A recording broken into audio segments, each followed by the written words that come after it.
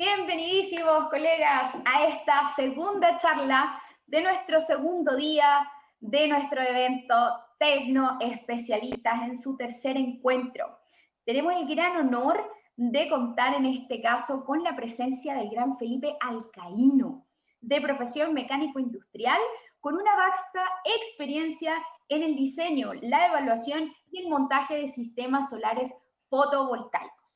En el último año ha estado desempeñándose como Product Manager de energías renovables no convencionales aquí en Tecnored y hoy va a compartir con nosotros sus conocimientos en una fantástica presentación de dimensionamiento básico de sistemas fotovoltaicos on-grid. Les recuerdo amablemente que tenemos un espacio para saludarnos llamado chat, donde pueden dejarnos todos sus comentarios, y luego tenemos un espacio llamado Q&A, que significa preguntas y respuestas, para que dejen por allí sus consultas y nuestro gran Felipe seguramente va a responderlas acertado al final de la presentación. Felipe, bienvenido. Muchas gracias, María Francia. Muchas gracias a todos también los asistentes de este segundo día. Como les comentaba María Francia, mi nombre es Felipe Alcaíno, soy Product Manager de Energías Renovables en Tecnored. El día de hoy estaré dando dos charlas. La primera será esta que estoy exponiendo, que es un dimensionamiento básico de un sistema fotovoltaico on-grid, ¿vale? Vamos a iniciar con la presentación. Primero que nada, para empezar a dimensionar un sistema fotovoltaico conectado a la red, debemos considerar distintos criterios muy importantes a la hora de realizar esta instalación. Uno de los primeros criterios va a ser la demanda energética que vamos a tener que cubrir con nuestro sistema fotovoltaico. Conocer también la ubicación geográfica, que esta la podemos obtener mediante Google Maps o otra herramienta.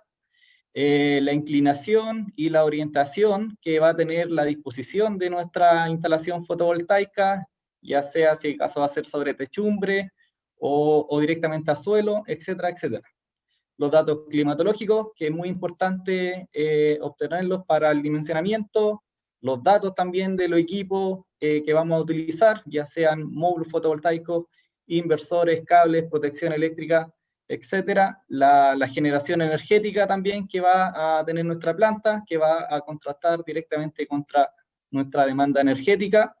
El espacio disponible para la instalación, pueden haber casos donde a lo mejor el área disponible para nuestra instalación puede resultarnos algún tipo de problema. Los obstáculos para sombras cercanas, ya sea si acaso hay un árbol, un poste u otro elemento que pueda provocarnos sombra y hacer que nuestro sistema baje considerablemente su rendimiento. La distancia entre mesas solo se aplica ya sea en una instalación donde se ocupen distintas mesas a suelo en este caso, y la distancia mínima entre una mesa y la que le sigue por la parte posterior no le cause un efecto de sombrío el panel que está adelante al panel que está en la parte posterior. Y el dimensionamiento eléctrico y también las tramitaciones eléctricas que pueden conllevar este tipo de instalaciones. La demanda energética la podemos tomar de forma anual. Se pueden conocer tres tipos de formas más habituales para determinar cuál es la demanda energética. La primera puede ser a través del historial de consumo de los últimos 12 meses de la instalación, o también determinar mediante alguna tabla, para determinar la tabla de consumo, conociendo las potencias unitarias de cada equipo, la hora de funcionamiento individual, y el tiempo de funcionamiento en hora, día, mes y luego en año. O también con mediciones empíricas de energía. Esto puede ser también a través de algún analizador de red, para determinar también cuál es el consumo energético que vamos a tener en ese lugar. En este caso, vamos a simular que vamos a dimensionar una instalación fotovoltaica trifásica en la localidad de Chépica, esto en la sexta región, y se necesita cubrir la demanda energética de una sala de bomba, en este caso es un agricultor, y los datos de la demanda fueron calculados en función de los meses de riego para las potencias de las bombas trifásicas en el funcionamiento en el año, ¿vale? La demanda energética que nos dio en este lugar de las bombas fue de 57.460 kilowatt-hora en el año. Y se debe dimensionar las plantas fotovoltaicas para cubrir al menos el 100% de esta demanda. Esto sería un autoconsumo. Y entonces la demanda energética, si la tenemos en el año, podemos también expresar que tenemos 157,42 kilowatt-hora al día, si hacemos la división del año a días. ¿Vale? Esto es muy importante para empezar a dimensionar. Como les comentaba, es muy importante en la ubicación geográfica, es muy importante conocer las coordenadas del lugar para empezar también el dimensionamiento. En este caso se va a ocupar una estructura fija inclinada al suelo. Es muy importante, como les comentaba, conocer cuál es la inclinación y la orientación que van a tener nuestros módulos para determinar cuál es la inclinación óptima para generación anual, ¿vale? Porque dependiendo del criterio de nuestra instalación, va a depender la inclinación de nuestros módulos, si queremos que nos dé un rendimiento óptimo en invierno, si queremos que nos dé un rendimiento óptimo en verano o un rendimiento óptimo a nivel anual. Para este caso, como queremos hacer un dimensionamiento de generación anual a máximo rendimiento, o que el sol esté dando lo más perpendicular posible durante la superficie de captación del módulo durante el año, vamos a ocupar la fórmula que tenemos acá, ¿vale? Donde se nos da unas ciertas constantes y se nos pide también la latitud del lugar. La latitud del lugar, como les comentaba, lo podemos determinar desde el Google Maps. En este caso son 34,72 grados para Chépica, en este caso, y nuestro cálculo nos da que debiésemos tener una inclinación de 28 grados aproximadamente para este caso. En todo caso, la estructura que nosotros ocupamos acá también tenía una inclinación, también era fija inclinada de 28 grados, entonces calzó perfectamente. Para casos donde la instalación se ocupe en techumbre, por lo general, muchas veces se opta por instalar de forma acoplanar, o sea, paralela al techo, ocupando la pendiente o la inclinación que la techumbre tenga, ¿vale? Esto también puede hacer, estos cambios de inclinación puede hacer variar un poco la generación y la orientación. En este caso, en esta latitud, debiésemos tener una azimut 0, los módulos debiesen estar apuntando al norte, pero puede variar en función de muchas cosas, ya sea por sombras cercanas, donde nosotros estemos obligados a rotar un poco la orientación del módulo con respecto al norte, o la disposición que tengamos disponible para esto, o sea que el panel solar, si en caso de techumbre, la techumbre no esté apuntando directamente al norte, vamos a tener que ajustarnos a la orientación que tenga entonces va a hacer variar el ángulo del azimut. En este caso, nosotros ocupamos un azimut de menos 14 grados, porque eso nos pidió que siguiéramos el deslinde del predio que estábamos instalando. Los datos climatológicos son muy importantes. Ya sabemos que Chile es uno de los países con mayor radiación solar en el mundo. En el norte principalmente está la mayor concentración y luego va a ir declinando a medida que nos vamos alejando hacia el sur. Necesitamos tener de aquí la radiación global media, diaria, mensual y anual, y las temperaturas ambientes que pueden haber en el lugar, ya que estos dos parámetros principalmente hacen variar los parámetros eléctricos de nuestro módulo solar fotovoltaico. La radiación El recurso solar lo podemos tener de distintas plataformas, ya sea la NASA, en este caso nosotros ocupamos el explorador solar. Tomamos la radiación media global promedio de este lugar, donde finalmente esta radiación global va a ser la sumatoria de distintas radiaciones que pueden ser captadas por el módulo, ya sea radiación directa, difusa, reflejada. Entonces acá nos da un promedio de, este recurso solar va a ser de 5.6 kilowatt hora por metro cuadrado en el día, ¿vale? Las temperaturas medio también que hay que tomar de este lugar va a ser las mínimas y las máximas, que nos van a servir para también dimensionar los voltajes que pueden variar también en nuestro módulo, ¿vale? Acá se seleccionó las temperaturas mínima y máxima de algunos meses, entonces con estos datos ya también podemos empezar a dimensionar. El rendimiento en un sistema fotovoltaico van a haber distintas pérdidas de energía, o sea, todo lo que entra en el recurso solar no va a ser el 100% lo que entra con lo que sale. En el proceso de conversión de la energía van a haber distintas pérdidas de energía en función del rendimiento, ya sea en el rendimiento del módulo, las pérdidas en corriente continua en el tramo de la conducción de electrones, la pérdida de conversión también que va a producirse en el inversor, otras pérdidas que pueden conseguirse en puntos de conexiones, ya sea en MC4, pérdidas a través de la suciedad o sombra cercana, y también en el transporte de la conducción eléctrica en el tramo de corriente alterna. Una vez que tenemos nuestro módulo fotovoltaico, es importante tomar la ficha técnica. Acá vamos a tener ciertos parámetros que son muy importantes, sobre todo en STC, en condiciones estándar que testea el fabricante su módulo. Bueno, acá están los parámetros físicos que fueron testeados cada módulo. Esto se hace a nivel de fabricantes. Y además se toma las variaciones o los coeficientes de variaciones que puede sufrir la potencia máxima del módulo, el voltaje en circuito abierto y la corriente en cortocircuito, ¿vale? Y otros datos a considerar también va a ser el área de captación del módulo, en este caso van a ser 1.9 metros cuadrados.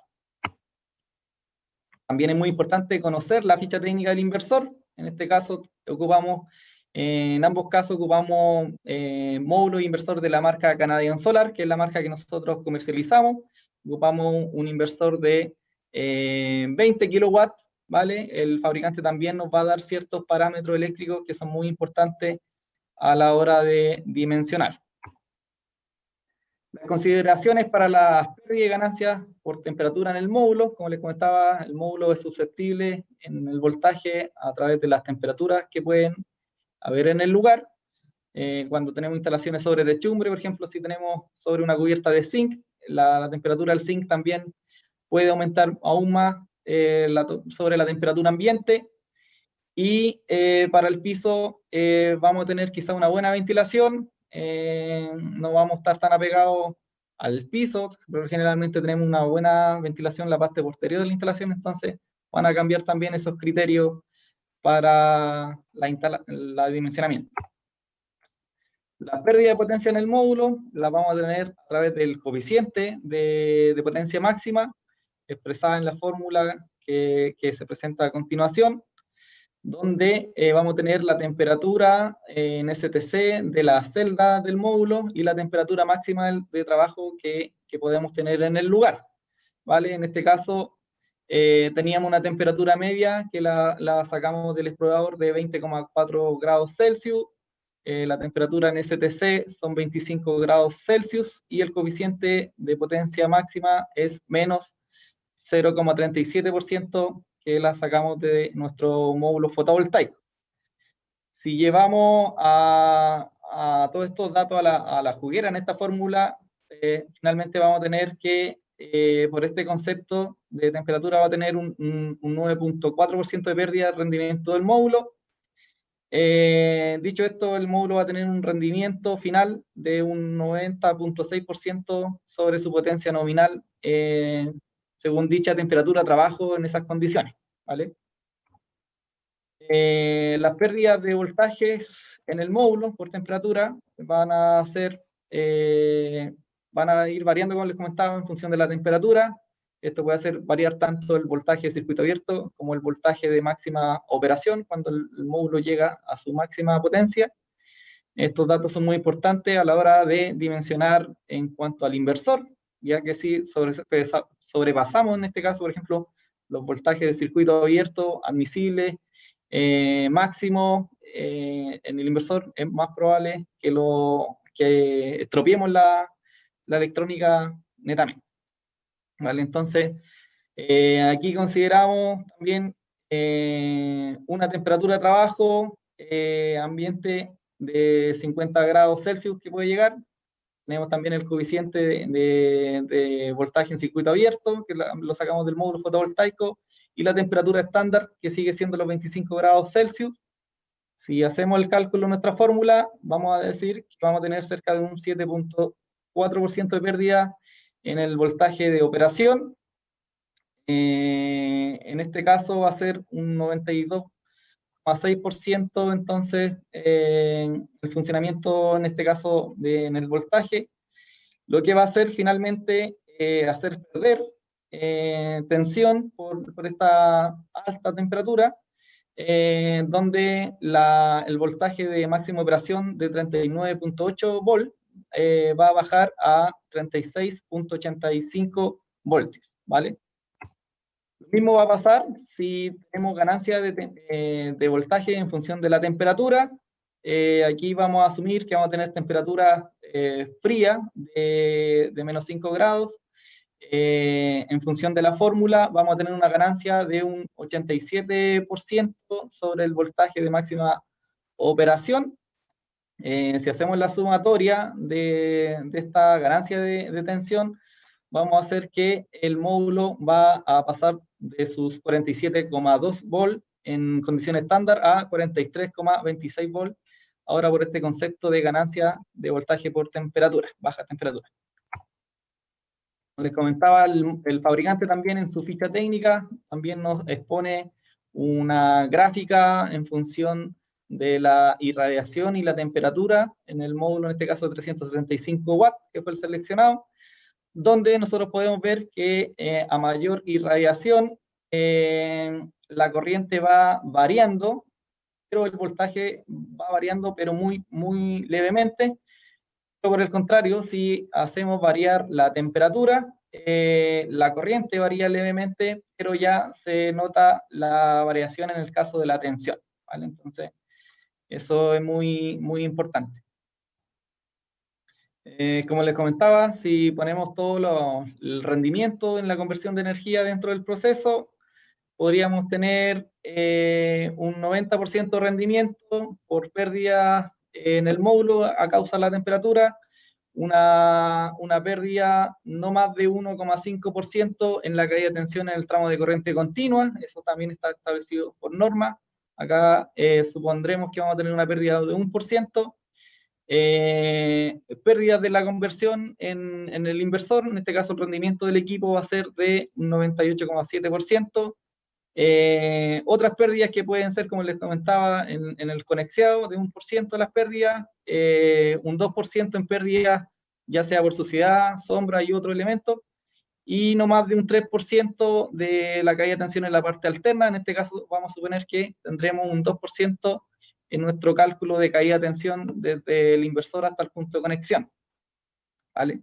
Entonces, si hacemos el cálculo del rendimiento, vamos a tener aproximadamente un rendimiento de un 84% y una pérdida en el sistema de un 16%. La generación solar va a estar netamente ligada en el recurso solar que vimos en el lugar, y para determinar también cuánto va a ser la generación del módulo fotovoltaico seleccionado. Como les comentaba, tomamos el área y la eficiencia de conversión del módulo, que va a ser de 18,4%, ¿vale?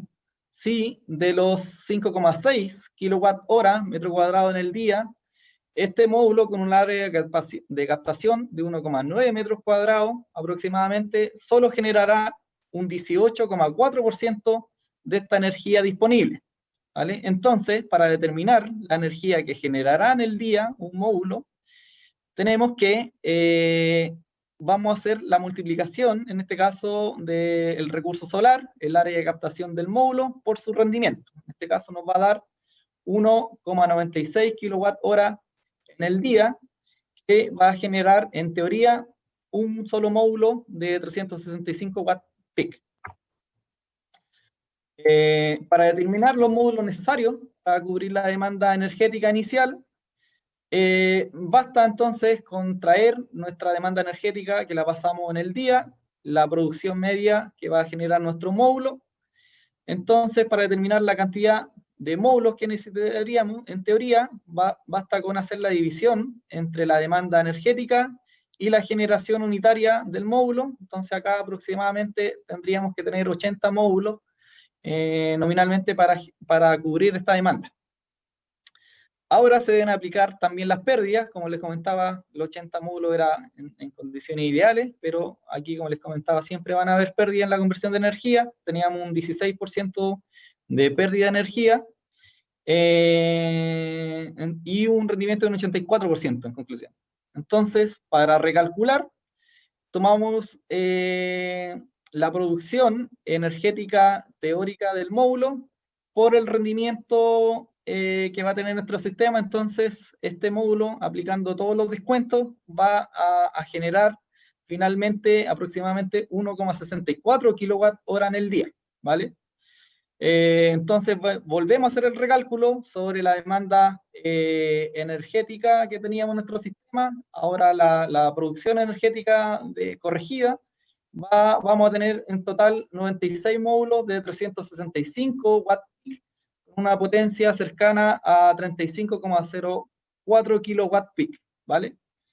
Entonces, la generación en el año de nuestro sistema, considerando todos los módulos, va a ser cercana a 57.465 kWh en el año, o 57,47 MWh en el año.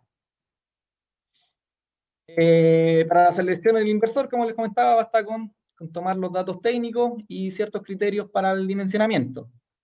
En este caso, como nos da una potencia cercana a 35,04 kW peak, nosotros tomamos dos inversores de 20 kW de salida,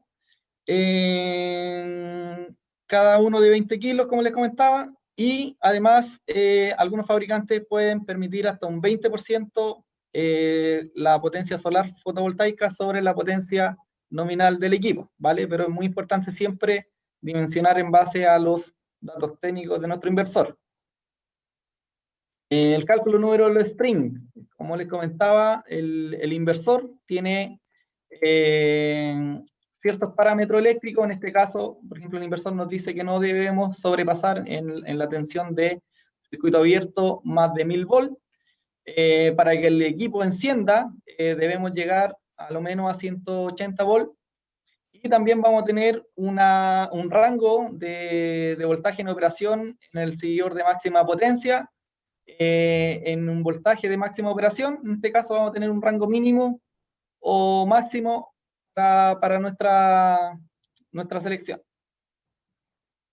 Entonces, conociendo nuestros valores de mínimo, límite inferior del voltaje de operación del MPPT y el límite superior del voltaje de operación del MPPT, en este caso 160 y 850 volt, vamos nuestros voltajes entonces de máxima operación de nuestro módulo en los cálculos anteriores a baja temperatura y lo que podría pasar a altas temperaturas, por así decirlo. Con estos datos nosotros podríamos determinar el número mínimo de módulos que podríamos tener para el funcionamiento óptimo del MPPT. Basta entonces con tomar el voltaje mínimo del MPPT y el voltaje mínimo que podría alcanzar nuestro módulo fotovoltaico. En este caso nos da esta división 4,34 módulos acá nosotros lo tenemos que redondear al número siguiente. En este caso lo dejamos en 4 módulos mínimos para funcionar. En este caso tendría que haber sido 5. Me equivoqué acá, ¿vale? Al voltaje máximo que podríamos tener en el límite superior del MPPT, basta entonces tomar el voltaje máximo del MPPT en ficha técnica y el voltaje máximo que podríamos generar en bajas temperaturas en nuestro módulo fotovoltaico nos da una cantidad de 19,67 módulos. En este caso vamos a render al número menor, porque si lo aproximamos vamos a pasarnos entonces el voltaje en la tensión sobre la máxima para funcionar en el rendimiento óptimo del MPPT. En este caso lo dejamos solamente en 19 módulos por string o por cadena. Las recomendaciones siempre se trata de hacer un arreglo en módulos fotovoltaicos con respecto al inversor lo más homogéneo posible. En este caso, como les comentaba, como tenía una potencia de 35,04 kW peak, optamos por colocar 2 inversores de 20 kW. Cada inversor tiene 2 MPPT y cada MPPT posee 2 entradas para este equipo. O sea, un inversor puede colocar hasta 4 strings. Entonces, haciendo la lógica, en este caso, dividimos el número total de entradas que teníamos en función de la cantidad de módulos seleccionados. Nos va a dar que para tener una forma homogénea en la configuración van a ser 12 módulos por string. Aquí, como les comentaba, string 1 y string 2 conectados al MPPT1 del primer inversor y string 3 y 4 con 12 también conectados al segundo MPPT. Lo mismo para el segundo inversor que se va a comportar como gemelo, ¿vale? Entonces tenemos una potencia instalada entre ambos inversores, como les comentaba, en fotovoltaica de 35,04 kW peak. Entonces esto también, la potencia instalada es muy importante a la hora de declarar, o sea, si van a declarar ustedes la potencia solar fotovoltaica o la potencia nominal de inversores, también teniendo en cuenta, en este caso, por cuál potencia también fue declarada el inversor ante la SEC, ¿vale? Algunos pueden declararlo por 20 kilos, o como les comentaba, en el caso Canadian, puede rendir hasta un 10% más, puede a lo mejor haber sido declarado por 22 kilos, entonces hay que tener presente eso también. ¿Por qué vamos a declarar? Si por la potencia fotovoltaica o la potencia en inversor. Y como les comentaba, sigo nuestros cálculos con los 96 módulos y vamos a tener una generación estimada porque estas son estimaciones, de 57.465 kWh en el año. En conclusión, finalmente, si vemos la relación de la demanda energética y la generación solar fotovoltaica, podemos tener el porcentaje de la cobertura, donde esta va a ser la generación de la planta solar fotovoltaica dividida la demanda energética anual de la bomba en este caso, ¿vale? Entonces acá, si hacemos esta división, nos da un número en decimales de 1,00 y fracción de decimales, y se lo llama porcentaje, va a ser un 100% en teoría de la cobertura sobre nuestra demanda energética. Como les comentaba, nuestra planta va a generar teóricamente 57.460 kWh en el año y una generación estimada de 57.465 kWh en el año con, en este caso, eran 96 módulos fotovoltaicos con una potencia de 365 watt peak cada módulo y una potencia total fotovoltaica instalada de 35,05 kW peak, ¿vale? Con una cobertura estimada de 100% sobre nuestra demanda, o sea, podríamos tener un autoconsumo al 100%. También podemos llegar de una forma mucho más rápida a nuestra generación ocupando la herramienta del explorador solar, donde podemos hacer la simulación de la generación de un solo módulo solar fotovoltaico. En la misma página del explorador solar hay un tutorial donde indica cuáles son los pasos a paso para hacer la dimensión. En este caso, un solo módulo, según el explorador, en esta misma orientación, inclinación, orientación y lugar, nos da que tendríamos una generación anual de 536 kWh en el año, si hacemos la división de la demanda energética entre esta generación individual del módulo, vamos a tener ahora un recálculo de 107 paneles que nos recomienda entonces según esta generación. Como les comentaba, de forma manual, la estimación nos dio 96 paneles con una generación anual estimada de 57.000. Nosotros ahora, vale, aquí yo hice en la generación del proveedor solar, los 96, no los 107 que me había dado la recomendación en este caso, los mismos 96 paneles que habíamos hecho con la forma manual de cálculo, y nos da una generación anual de 51.800 kWh en el año, o sea, nos dio un poquito menos de lo que nosotros habíamos hecho de forma manual. Y como les comentaba, en nuestro criterio anterior nos había dado 57.465 kWh en el año. O sea, quiere decir que tuvimos una diferencia con respecto al explorador solar de un 10,93, cerca de un 11% con respecto a la simulación solar. O sea, sí o sí, el explorador solar tiene una herramienta y una base de datos mucho más precisa que hacerlo de forma manual. Entonces les recomiendo guiarse a través de este programa que es gratuito. Y hay otros programas mucho más precisos como el PBUSYS, donde ya podemos hacer simulaciones de grandes plantas, simular obstáculos, poder dimensionar también las filas de paneles, etcétera, etcétera, etcétera. Pero en este caso yo les puedo recomendar el link del explorador solar.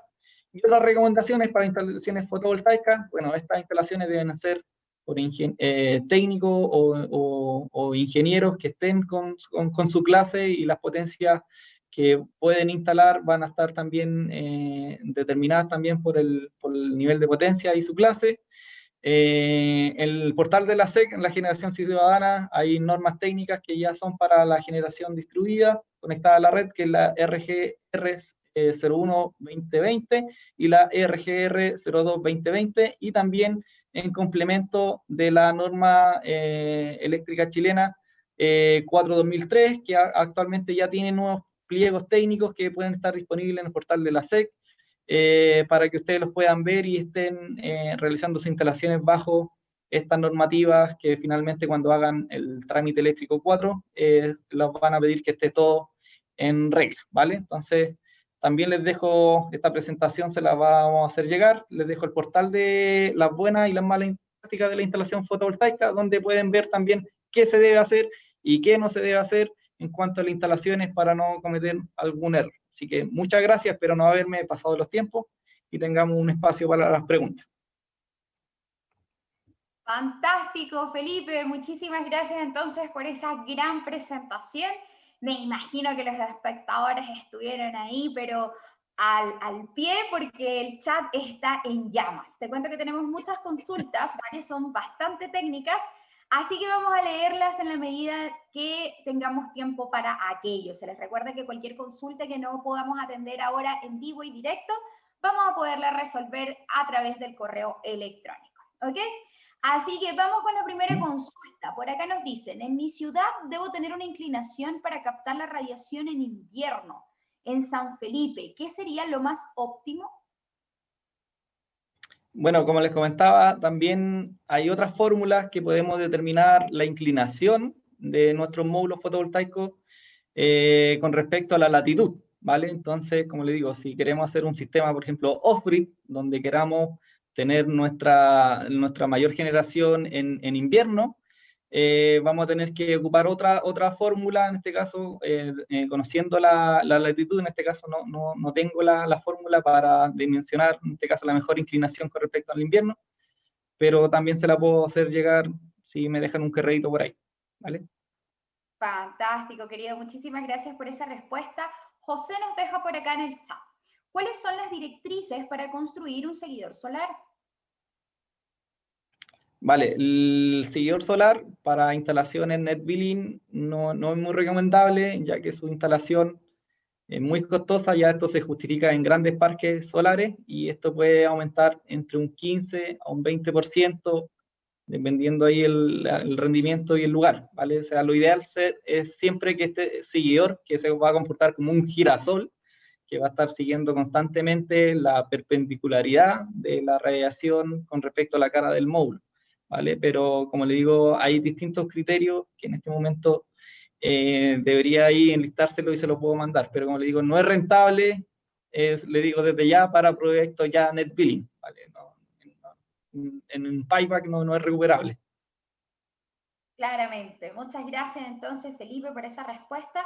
Tenemos por acá de nuevo a José y nos pregunta, ¿cuáles son las pérdidas dependiendo del delta T del módulo? Bueno, como les comentaba, las pérdidas, como le ponía en la presentación, vamos a tener en el módulo, en este caso, las pérdidas van a ser en función de la temperatura y la radiación también. O sea, si tenemos días con poca irradiancia, un día nublado, vamos a tener muy poca radiación. Esto va a afectar netamente la potencia que va a generar el módulo. Y las temperaturas que podemos tener, como le digo, siempre se aconseja tener una buena ventilación con respecto a la instalación del módulo en un techo de zinc. Es muy crítica este tipo de instalaciones, ya que se calientan mucho y por lo general algunos instaladores colocan muy apegados los módulos con respecto al zinc y le bajan la ventilación y por ende el rendimiento de este también disminuye, ¿ya? Entonces, digo, en caso la pérdida de rendimiento en el módulo va a ser por estos criterios, y las otras pérdidas de rendimiento, como le digo, van a ser en el tema del conexionado, las caídas de tensión, la eficiencia también del módulo, que sea del inversor, o también la orientación o la inclinación, que también van a influir también en nuestro rendimiento.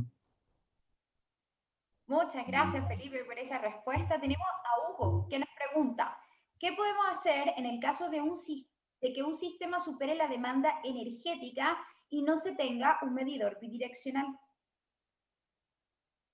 Bueno, en todas estas instalaciones conectadas a la red, sí o sí va a tener que pasar por un medidor bidireccional, siempre y cuando la instalación ya esté normalizada con su trámite eléctrico. O sea, nosotros no podemos inyectar energía a la red sin tener normalizada nuestra instalación. O sea, sí o sí va a tener que tener, en este caso ya muchas distribuidoras están aportando directamente el medidor que va a contabilizar la energía consumida a la red y la energía aportada a la red, y dependiendo del porcentaje y el nivel de potencia instalada, va a ser también la devolución de los excedentes. Tengo entendido anteriormente se pagaba casi la totalidad de los excedentes. Después en el año 2019 se modificó la normativa y solamente a nivel residencial, tengo entendido, voy a corroborar esa información, se pagan ciertos excedentes y ya de una cierta potencia hacia arriba, netamente, si uno genera más del autoconsumo, pasa a ser un fondo solidario para la distribuidora,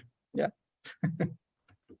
Fantástico. Oye, hay algunas consultas por acá que el grandioso equipo que está tras bambalinas ha respondido, así que me las voy a saltar porque hay algunas respuestas acá en el chat y voy a leer las que no tienen respuesta, ¿ok? Tenemos a Patricio que nos pregunta, las brechas, entre paréntesis, precio, eficiencia y tamaño, entre los tipos de celdas policristalino y monocristalino, ¿todavía existen o en qué estatus están?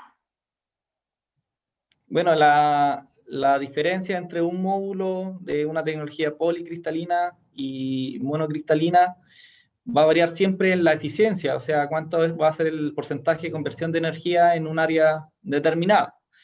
Pero, por ejemplo, ¿dónde se va a pagar quizás la tecnología monocristalina, al ser una tecnología con mayor énfasis en cuanto a la mayor cosecha solar?